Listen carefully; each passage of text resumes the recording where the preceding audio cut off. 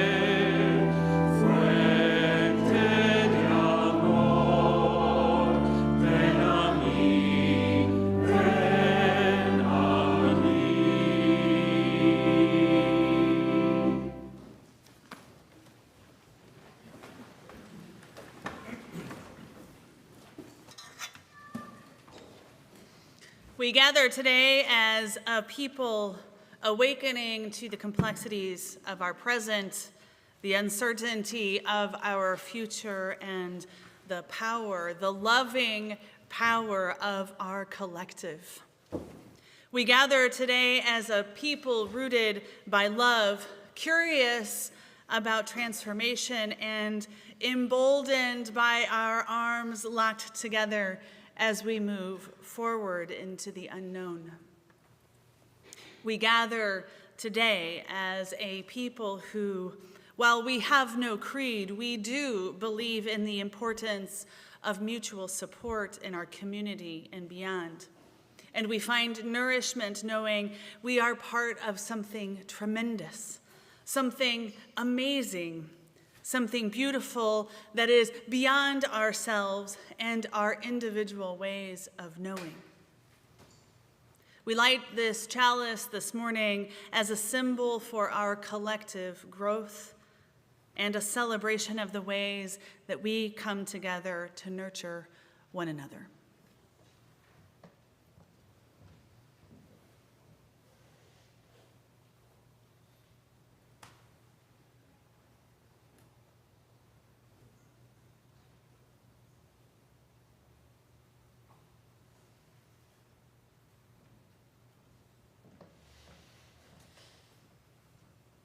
Let us remember the height of the flame does not determine our strength or importance as people of faith.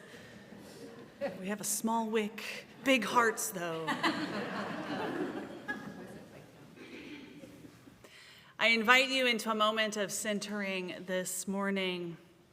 Come as you are into this space with your worry, with your hope, with your dreams. I invite you to sit with this blessing. If it feels right, close your eyes. Remember to breathe in deeply, locating your body here and your heart amongst friends. This blessing is adapted from the words of Lindy Ramsden. Blessed are you who can question your own assumptions and listen with an open mind. You will receive new insights beyond your imagining. Blessed are you who suffer the attacks of others to stand up for what is right. You will not be alone, for your courage will inspire others to rise. Blessed are you who build friendships as well as justice. Even when you lose an issue, you will have strengthened the foundation of your community. Blessed are you who take delight in people. You will not be bored in meetings. Blessed are you who laugh during the meditation. Blessed are you who agitate the placid waters of complacency. You will create waves in the inertia of privilege and will know the thrill of riding the surf of change. Blessed are you who lead with enthusiasm and confidence, resisting the temptation to shame the apathetic or self-absorbed. You will inspire curiosity and hope in others. Blessed are you who play as well as work. You will have more fun, build more energy, and will draw the powers of the impish to your cause. Blessed are you who ask for help in your role as leaders. You will find teachers at every turn, and your work will remain interesting and alive. Blessed are you who, when wrongfully attacked, find safe outlets for your righteous rage. Your mind will be clear, your decisions strategic, and your progress will not be derailed by the backlash of the fearful. Blessed are you who do not demonize your opponents. Your eyes and your hearts will be open. Blessed are you who sing and dance. You will find energy and joy to lift you on your journey.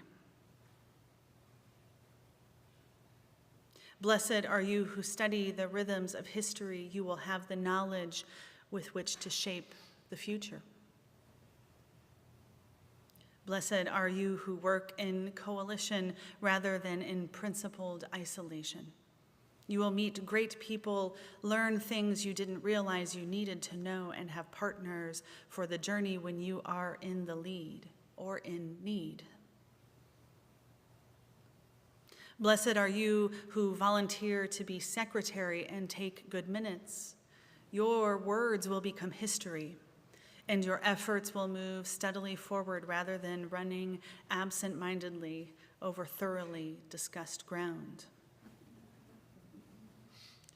Blessed are you who discover, train, and encourage young leaders. You will see your work expand and grow beyond your own time and talent. Blessed are you who can change your mind.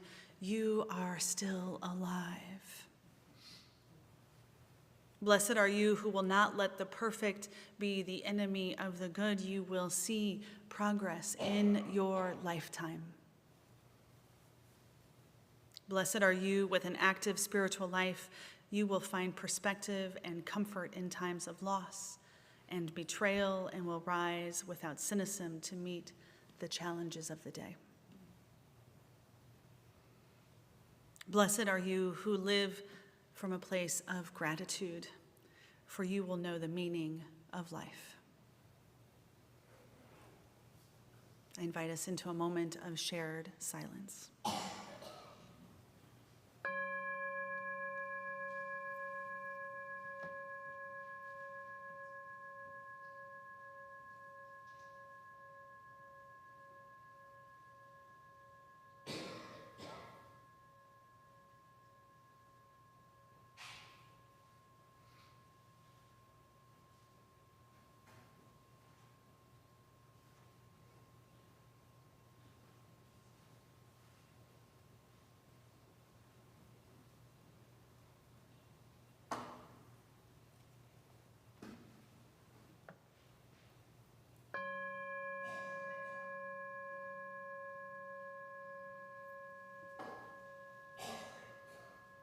The bell beckons us back into this space. Open your eyes if they were closed. Find yourself in your seat, surrounded by these beloveds, breathing deeply, shoulders up, back straight, feet planted for just a moment more. And we have arrived. Blessed are those who teach and lead our children and youth.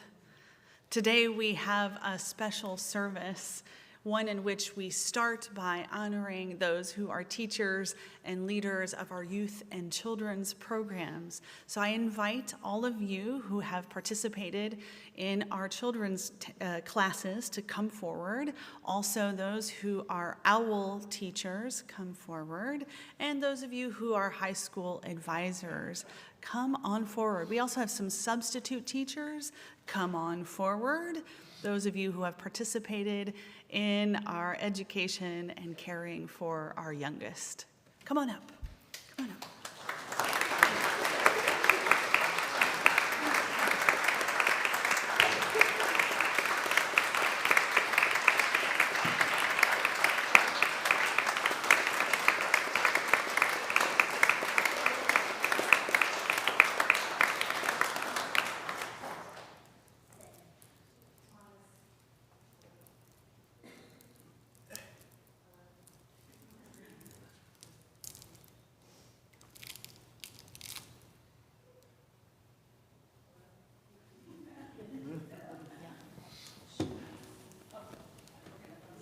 Oh, there we are. We're live. So volunteers are what makes so many things at our church run, from pastoral care to the flowers we see in the front of the sanctuary every Sunday, to the board of directors and our volunteer teachers, among many others. Often what our teachers do is less visible. They prepare during the week to teach lessons on Sunday. They go out of service with the kids to complete a lesson together that relates to our UU values. Or they stay after service to teach our whole lives classes. So we want to take the time today to visibly and enthusiastically thank our volunteer teachers, the people who teach our kids and support the next generation of UUs. Can we clap for our teachers? Thank you.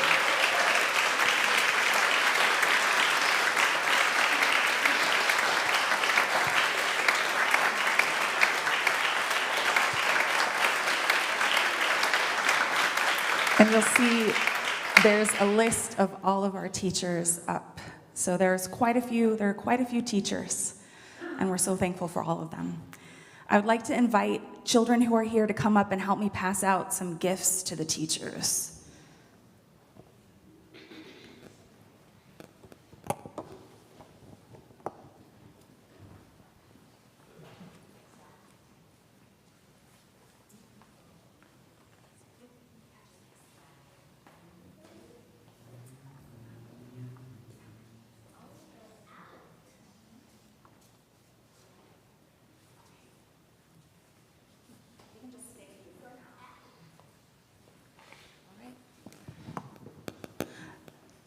So again, thank you so much to our teachers. We appreciate everything that you do. All right, will you join us in singing the children out to their classes?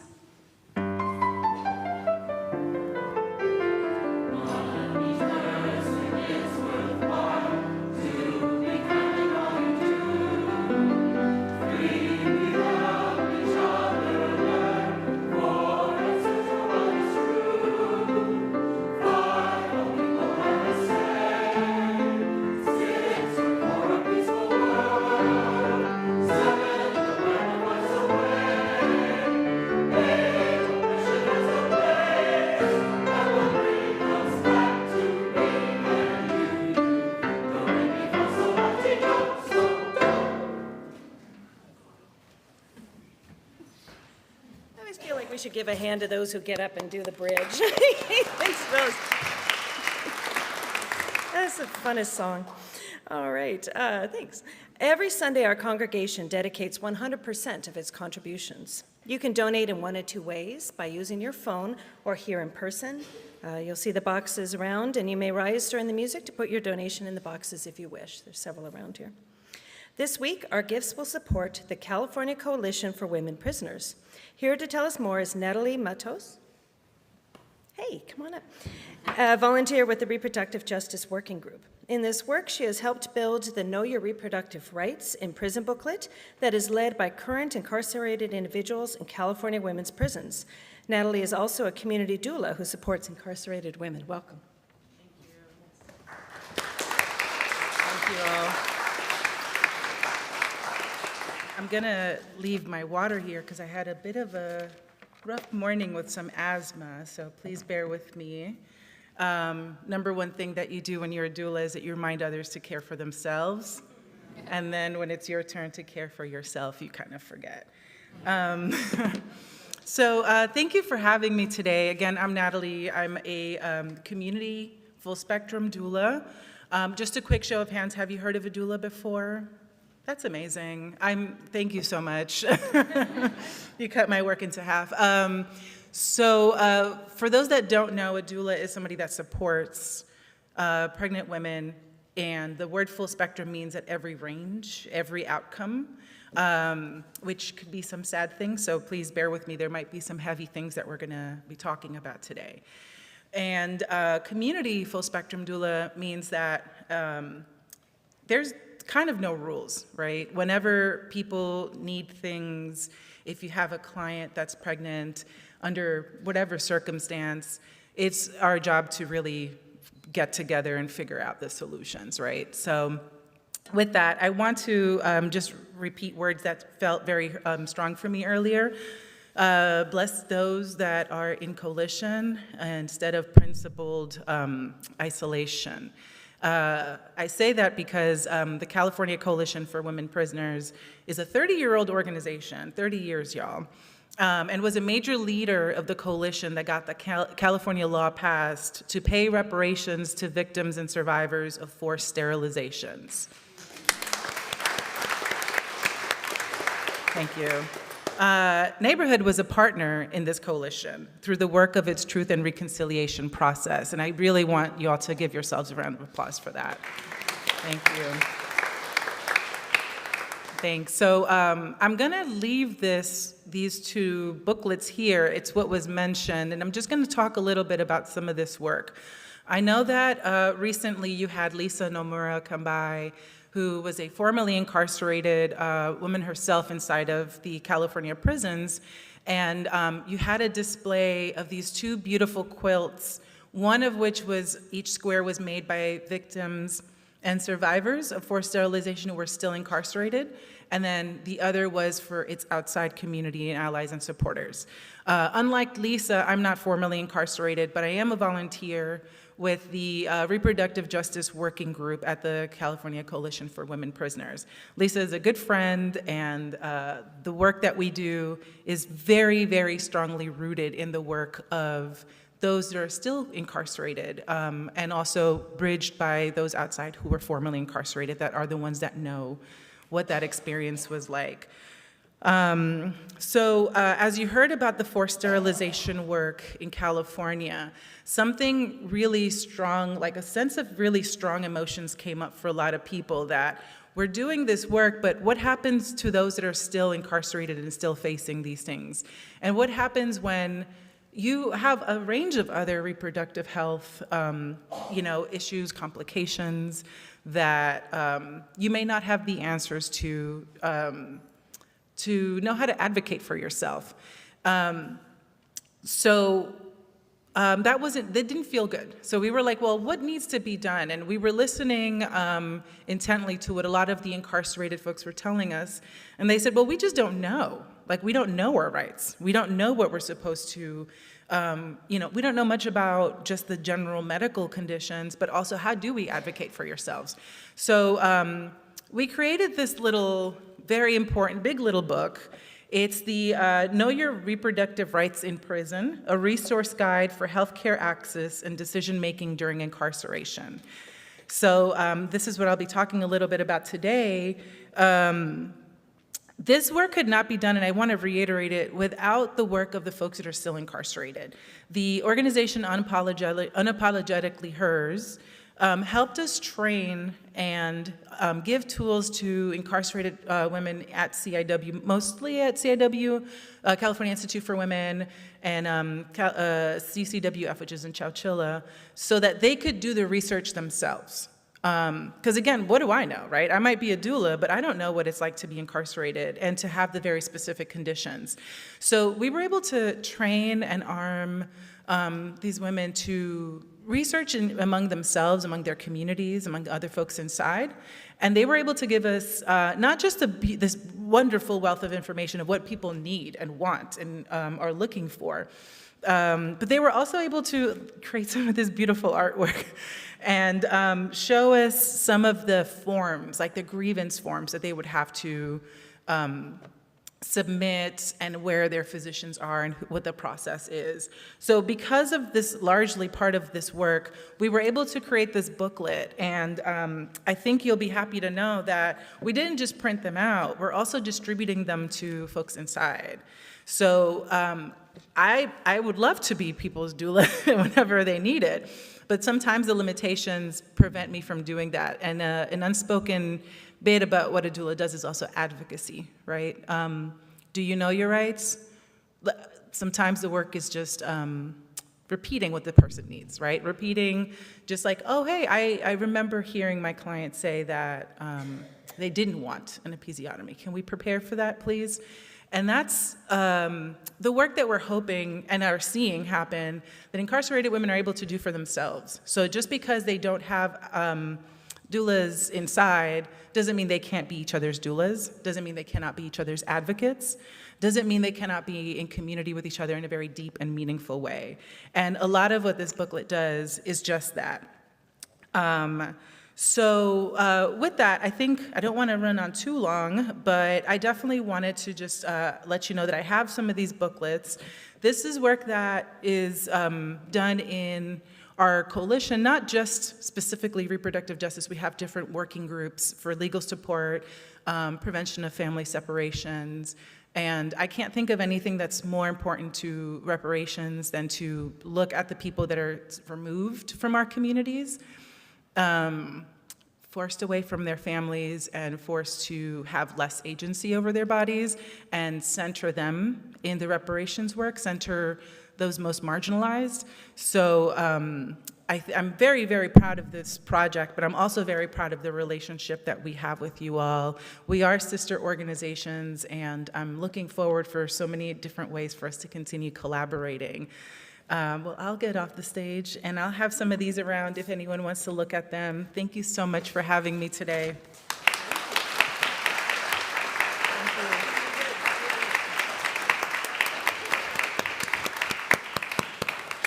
That was wonderful. Thank you for giving generously.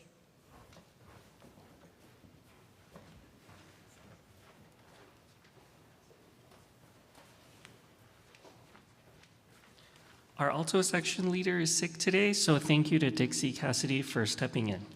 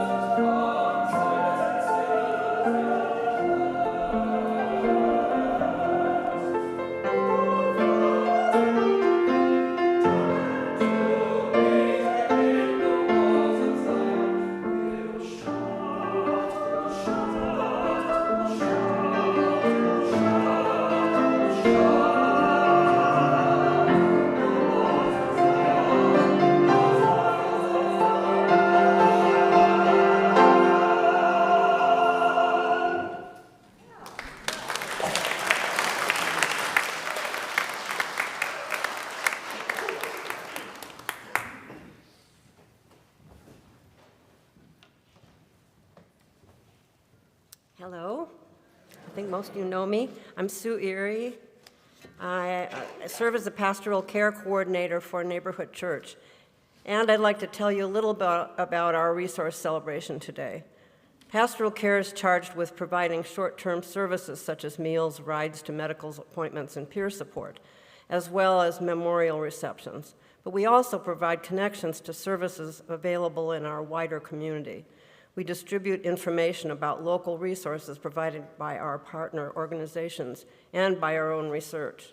This effort goes further than handing out brochures and tote bags and creates a link with our broader community through these caring professional groups. Sharing of information is the main aim of today's Resource Sunday, to give you the means to find community resources for support and to introduce you to the many services available in the Pasadena area for you and your families. We are partnering with 3 community-based groups today, including the Pasadena Village, USC Verdugo Hills Hospital Community Resource Center, and the Cancer Support Committee. They are very knowledgeable professionals and are very nice people individually, and they're happy to help. We also welcome Al Moss, our neighborhood church director of Lifespan Faith Engagement, with their child and family-oriented resources. To introduce our 3 community partners, I'll start with Pasadena Village, which is a community of older adults who have joined together to help navigate the challenges and opportunities of aging. They have many free community events scheduled, including their own annual resource fair. Pasadena celebrates Older Americans Month. I have a poster on the kiosk about it if you want more information. And a monthly free IT cafe, and those people really know what they're doing, so this is very useful stuff. They curate a wide variety of information, and they'll be happy to share the details with you today. The USC Verdugo Hills Hospital Resource Center long name, but very good group, operated by graduate-level gerontologists who provide telephone information and assistance to anyone that calls at no cost. They facilitate monthly education for solo aging at public libraries and conduct 6-week writing workshops in guided autobiography. Then, in partnership with the Foothills YMCA and Alzheimer's Los Angeles, they hold a monthly memory cafe, Caregivers Night Out, and they facilitate Grief and Loss Beyond Blue, a 6-week support group twice a year. Please stop by their table to learn more. The cancer support community of Greater San Gabriel Valley is new with us this year, and they're really wonderful. They are located in Sierra Madre, and they provide free group and individual counseling educational workshops led by doctors and healthy lifestyle classes like yoga, painting, photography, and more for individuals impacted by cancer. My own experience with their support years ago has made me a particularly strong advocate for this great organization. They offer support groups, workshops, and resources at no cost to patients, their family members, and caregivers, so no one faces cancer alone. Along with their ongoing work in lifespan faith engagement today as part of our resource offerings, El Moss is featuring books, handouts, flyers, and resources for parents and children. There are resources particularly for parents of neurodivergent and queer kids and for difficult times such as loss and other trauma. Elle will be happy to connect and to answer any questions. So please introduce yourself to our partners, collect information about our great community resources. Kids, guess the number of hearts in our jar to win a great prize. And parents, enter the silent auction for a basket full of Unitarian swag and other goodies, and help us celebrate our interconnected community.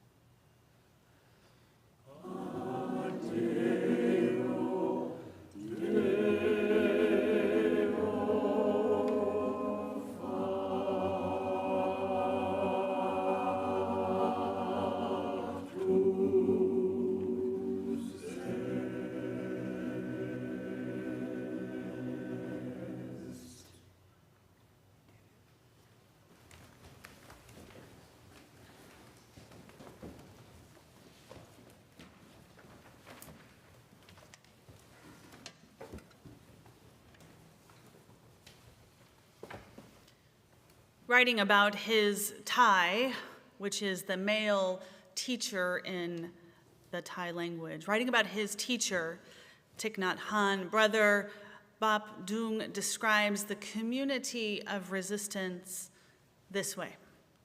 He writes, "I have always felt empowered and inspired when hearing Thai, in many of his talks, describe our sanghas as communities of resistance.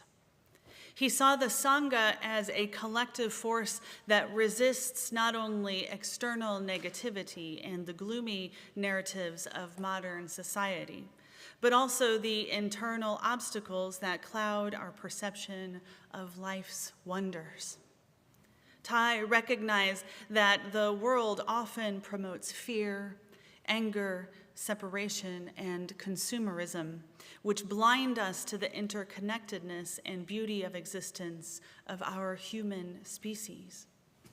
By cultivating mindfulness, compassion, and collective care, the Sangha resists these forces, creating an environment where the wonders of life, love and joy and peace can be recognized, nurtured, and shared. This resistance is not against people, but against the harmful mental patterns and societal structures that perpetuate suffering, disconnection, hate, and division. He encouraged us to form sanghas and establish practice centers that embody the very spirit of the village way, which he called communities of mindful living." Now, here at Neighborhood Unitarian Universalist Church, we are not a Sangha in many ways, but we are an intentional community that strives for many of the same qualities that Brother Bap Dung describes. So let's be bold about it. Let's state it plainly. For Unitarian Universalists, church is revolution. Church is revolution. You might not immediately jump to that conclusion, but it is countercultural. It has the potential for being, okay, let's not say potential, it is world-changing. We are a community of resistance in a world, especially right now in the context of the United States. We are a community that actively seeks ways to create community care in a world that is looking for ways to limit community care. Just in the past few days, our government has limited even further equitable access to reproductive health care. And it has taken away the rights to fair and democratic processes of voting for our siblings in Louisiana. What is next? As we move into fascism in this country, how do we, as people of faith rooted in action, how do we create communities of resistance? How do we do this? We've already seen multiple examples today in this space. So let's call them for what they are. They are a mosaic of collective action and collective support for the greater good. They are ways that we are counteracting rampant individualism. These are intentional ways of caring for our community, our village of resistance. First, today we honored our teachers, our advisors, our caregivers of our children. We honor those who have volunteered this year. Today we honor them. But how many of you have volunteered with our children in the past? raise your hands. And if you're up here in the front and can't quite get a scope, maybe turn around and take a look at all the hands raised in the air. This is a community that values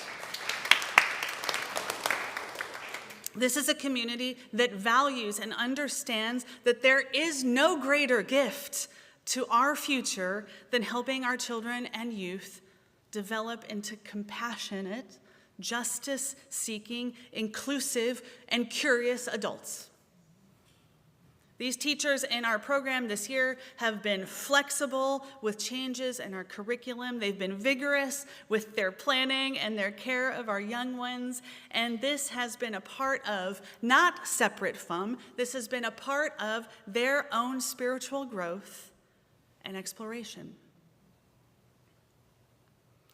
This year, we experimented a bit with a new format for our children and youth programming, where the teachers are in the classroom only twice a month, not every single Sunday, twice a month, so that they too can come to worship services and participate in groups and conversations with our greater community.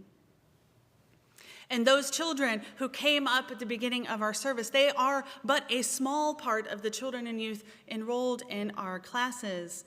These are generally the children who come up for Time for All Ages. They are generally the kids who are below grade 4, who are not involved in Our Whole Lives. We have Our Whole Lives for 4th through 6th grade and our 8th grade classes, comprehensive sexual education for our youth. Our youth group students, youth from 8th to 12th grade, they also go to their classes instead of coming to the service, except for when they lead service. And wow, they did that a few weeks ago. That was fantastic. This year, we've had over 50 children and youth enrolled and regularly attending our classes, and these teachers have contributed to their learning, their growth, and transformation. That is a village of resistance. Today, we honor our teachers, our helpers, and our substitutes, those of you who have shown up weekly like our OWL teachers, those who come twice a month for our classes, for our younger kiddos, and our high school students and advisors. I also want to honor Elle Moss and Hannah Peterson, our 2 staff members as well, who have built a strong program for these children, youth, and their families. And we ask you to consider becoming a teacher next year. Consider becoming a substitute, and if that feels more than you have the capacity to hold, please consider being an assistant once a month. This work is so valuable, not only to our community, but to our future. As we've also heard, others in our community are changing how we care for one another. As you heard just now from Sue Erie, our pastoral care team coordinator, this team prepares a once-a-year resource fair for you to get the information that you need to live your values as you navigate changes in your health and your capacity. This year, we are proud to offer more referrals for children and families as well, and for mental and emotional support. This team, the pastoral care team, works year-round to support members of this church and their families, you all who navigate health changes, navigate surgeries, financial insecurity, the passing of loved ones, moving, and so much more. Are you a caregiver in need of some meals as you help your loved ones recuperate from surgery? They'll make that meal happen for you. Are you facing uncertainty and anxiety after the fires last year, as so many of us are? Let us connect you to our grief support group. Would you like a visit for a friendly yet competitive board game?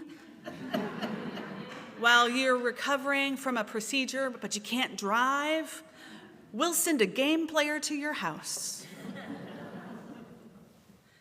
This team works with me to support our community with love and compassion as we navigate the complexities of our lives. And as you probably know, many of our caregivers are also receivers of care.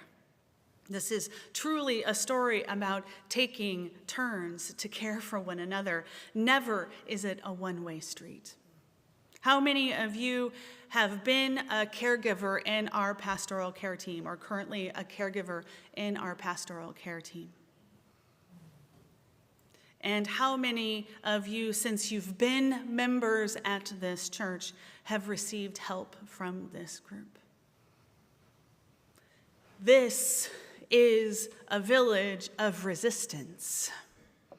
That is what you are doing. In both cases, for our children and youth advisors and our teachers and our pastoral care team, you are creating safer, healthier, and more loving communities every single day. This is countercultural. This is revolutionary. In a world that leans more on extractive capitalism and toxic individualism rather than interdependence, you are demonstrating what interdependence means.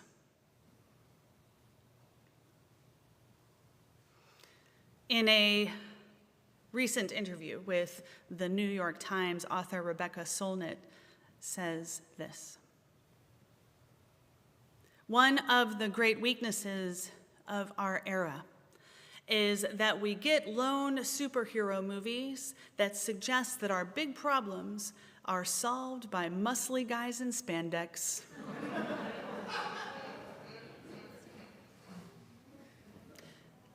When actually the world mostly gets changed through collective effort. Thich Nhat Hanh said before he died a few years ago that the next Buddha will be the Sangha. The Sangha in Buddhist terminology is the community of practitioners. It's the idea that we don't have to look for an individual. We don't have to look for a savior, for an Übermensch. I think the counter to Trump has always been and will always be civil society. A lot of the left wants social change to look like the French Revolution or Che Guevara.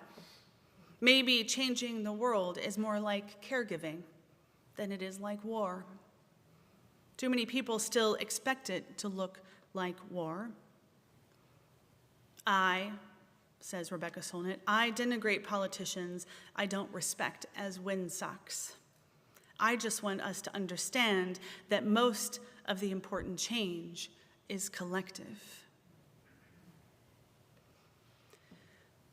We here gathered, this collective of people grounded in a faith that proclaims that love is at the center and we act on it. Be that love.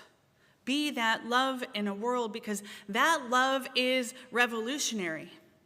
And you are creating more every day when you take turns to care for our community. And I mean community in the sense of people gathered in this space, and I mean community for those gathered in Southern California. I mean community for those who are imprisoned, incarcerated at this moment. I mean community for our world. Be the love in this world. These communities of resistance are the classroom. That is a community of resistance, of teaching. They are the teachers, the advisors, the people who gather and share resources with you from our pastoral care team. The community of resistance is built by having a potluck dinner and a dance party and a food drive and singing in the choir. These are communities of resistance. And the truth is, we can't do all the things every single day. So we must take turns. We must take turns in the seasons of our lives when we are able. This is true. And we are called to action now more than ever to make our communities of resistance even stronger. So if you cannot protest in the streets, perhaps consider reading a book to a child. If you can't teach a class about rising militarism, Make dinner for your tired neighbor. Get to know your neighbors. If you yourself are drowning in despair, let us help you. Let us help you. As Brother Pap Dong writes, the village way blends spiritual practices of liberation and collective responsibility with active social engagement and exemplary ethical living. It is the hidden mycelia network that holds the spirit of the village community together. This spirit invites us not only to dream of a better society, but also to build it with our hands and our hearts, becoming the change we wish to see in the world, a healthy, sane, and compassionate society. So let us celebrate the village that we are, but also let us build other interconnected villages that will help us resist the threats that grow each day. This is the path of true community. This is the path of true community, care, and mutual thriving. This is the path that centers transformational love. May it be so.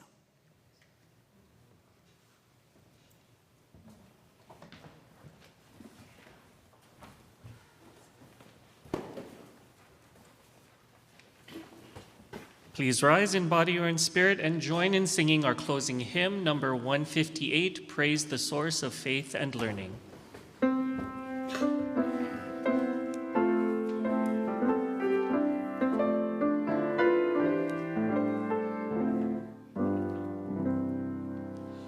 Praise the source of faith and learning that has sparked and stoked the mind with a passion for discerning how the world has been designed. Let the sense of wonder flowing from the wonders we survey keep our faith forever growing and renew our needs to pray.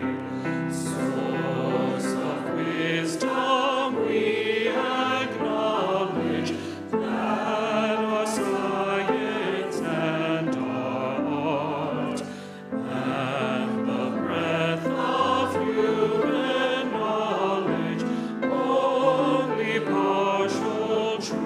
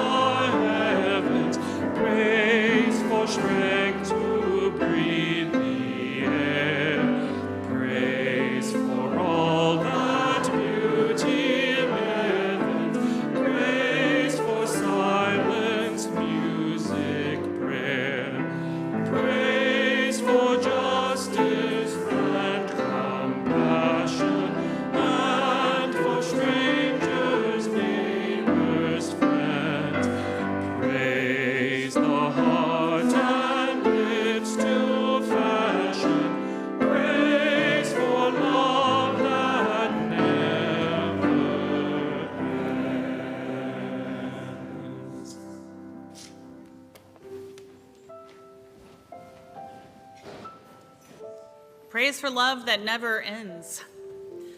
Every person has the capacity to be a teacher or an advisor or a caregiver. Every person has the responsibility to be these for our village, as well as the human right to receive this care and teaching from others. May we go from this place with community care in our hearts, knowing that giving is also to receive. For this is a revolution of blessed partnership, of collective action and mutual giving and thriving.